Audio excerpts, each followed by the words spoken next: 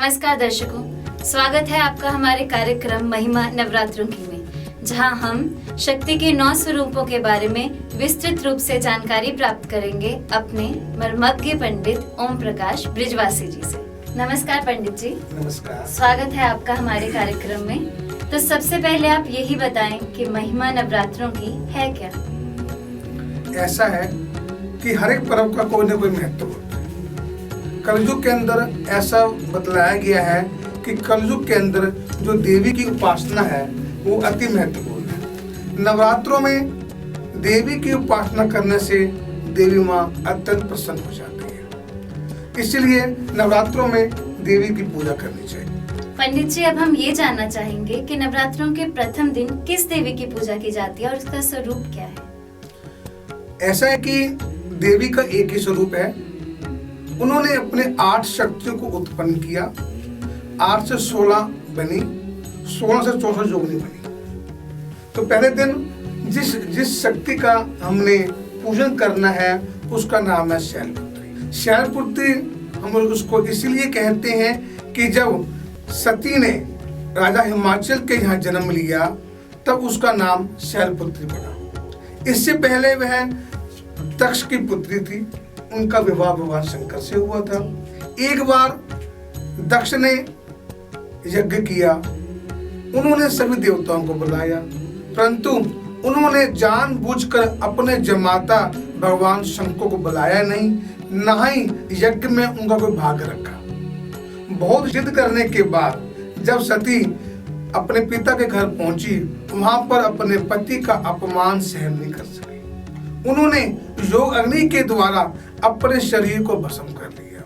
उसके बाद उन्होंने राजा हिमाचल के यहाँ जन्म लिया, तब से उसका नाम शैलपुत्री पड़ा है। इसके अलावा मैं आपको एक बात और बता देता हूँ कि जो नवरात्रों में जो देवी का स्वरूप है वो इस प्रकार से है कि जो देवी की सवारी है वो बैल है, उसके 2 भुजाएं हैं, एक हाथ में त्रिशूल है और एक हाथ में कमल का फूल है। यह शैलपुत्री का प्रथम दिन का स्वरूप है जो कि मैंने आपको बताया। जी पंडित जी।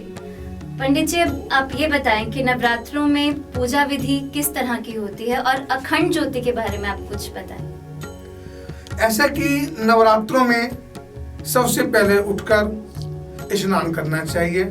स्नान करने के बाद कलश पूजन, गणेश पूजन करना चाहिए। हम जो बीजते हैं उनको बीजना चाहिए, और अगर हो सके तो देवी माँ की 9 दिन तक अखंड ज्योत जगानी चाहिए।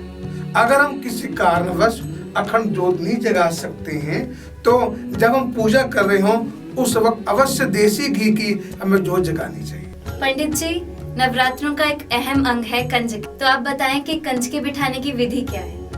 कलयुग के अंदर हम सभी लोग 9वें दिन में जाकर कंजकों को बैठाते हैं।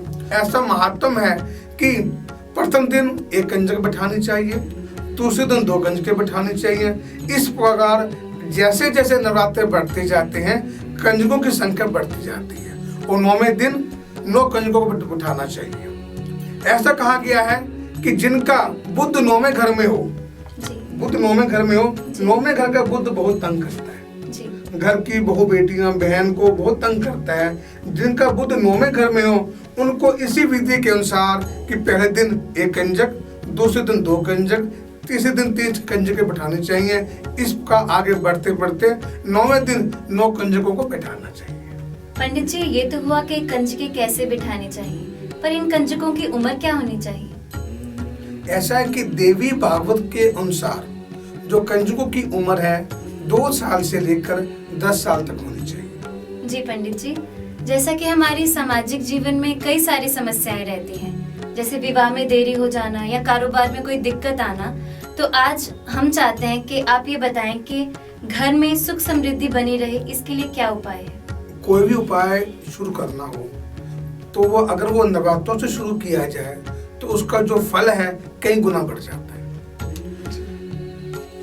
जो आपने जो प्रश्न पूछा है कि घर में सुख समृद्धि कैसे हो, तो उसके बारे में आपको मैं बतलाता हूँ कि हर पूर्णमासी को घर का कोई सदस्य अच्छे से अच्छा, अच्छी किस्म का चावल खरीद घर में लाता है तो उसके घर में हमेशा सुख समृद्धि बनी रहती है। जी पंडित जी, जो लोग इतनी समृद्धशाली नहीं हैं कि महंगे किस्म के चावल घर में ला सकें, तो उनके लिए क्या उपाय होगा? ऐसा है कि ये जरूरी नहीं है कि चावल 5 किलो या 10 किलो खरीद कर लाएं। जितनी जिसकी समर्थ हो, अपने समर्थ के अनुसार वह उतना चावल खरीद कर लाए, चाहे 100 ग्राम लेके आए, चाहे 250 ग्राम लेके आए, चाहे 1 किलो लेके आए, जितनी जिसकी समर्थ हो। परंतु शर्त यही है कि वो चावल है, वो चावल अच्छी किस्म का होना चाहिए।